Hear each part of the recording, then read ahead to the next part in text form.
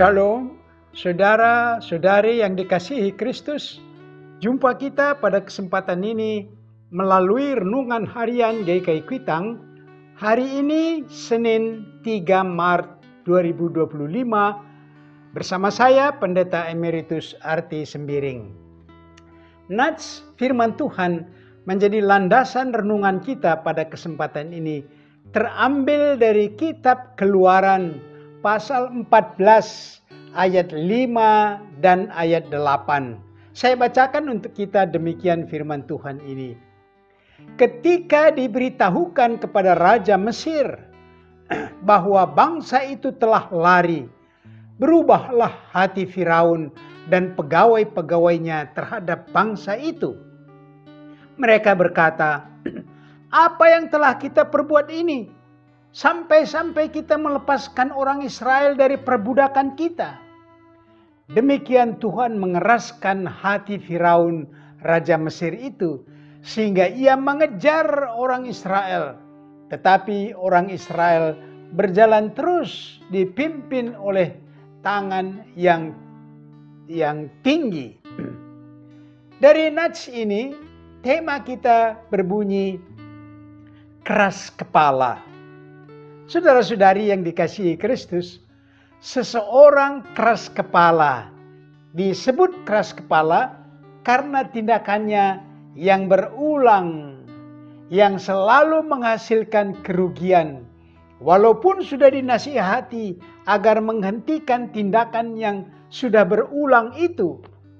Bagaimana dengan Firaun, Raja Mesir, yang sudah 10 kali menolak permintaan Musa agar Firaun memperkenankan Israel keluar dari Mesir. Saudara-saudari, tentu saja Firaun tidak memperkenankan Israel pergi dari Mesir karena orang Mesir telah menjadikan bangsa Israel sebagai budak, tenaga kerja tanpa bayaran, dan Israel harus taat menghadapi kekerasan para mandor Mesir yang mengawasi pekerjaan Israel. Tulah demi tulah bagaikan pukulan yang menimpa Firaun dan rakyatnya sudah cukup sebagai peringatan untuk melepas bangsa itu. Pada saat itulah Firaun telah bersedia mengabulkan agar Israel keluar dari Mesir. Tetapi pikiran Firaun segera berubah setelah tulah berlalu dan keadaan aman kembali. Memang Firaun dan orang Mesir sangat melecehkan dan merendahkan orang Israel dengan Tuhan yang disebut oleh Musa. Ternyata Tuhanlah yang mengeraskan hati Firaun agar Tuhan mempunyai kesempatan untuk membukakan kuasanya bagi bangsa Mesir dan bangsa Israel sendiri. Demikian juga bagi bangsa seluruh bumi. Menjadi satu pelajaran bagi bangsa Mesir dan bangsa Israel bahwa Tuhan yang menyertai Israel sungguh maha kuasa, tak terkalahkan.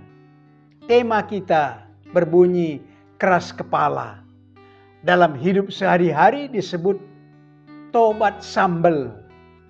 Saat makan dengan sambal yang sangat pedas membuat hidung meler sambil berucap, "Tobat makan sambal sepedas ini." Tetapi 2 hari kemudian masih juga suka dengan sambal pedas itu karena mengguncang selera makan. Banyak tindakan kita membawa kita jatuh ke dalam dosa.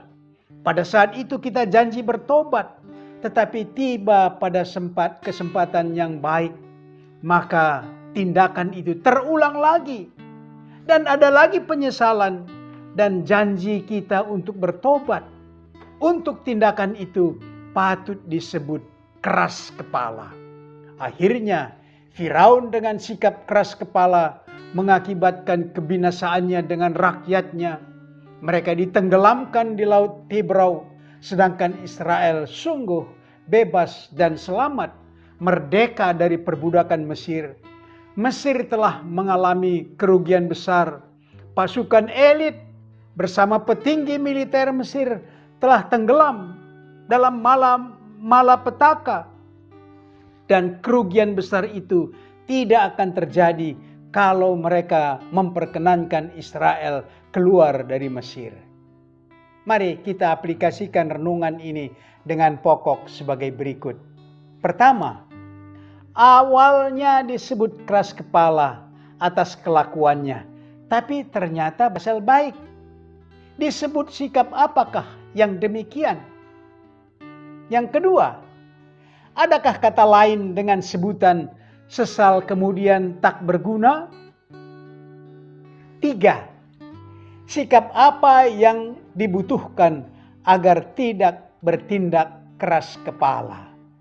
Mari berdoa. Bapa kami yang di sorga, firman-Mu kami pegang teguh, bukan untuk keras kepala, karena hati kami setiap saat terbuka, belajar dan menambah wawasan akan kehendak Tuhan yang harus kami pegang teguh. Inilah kerinduan kami dalam pertolongan Roh Kudus. Amin.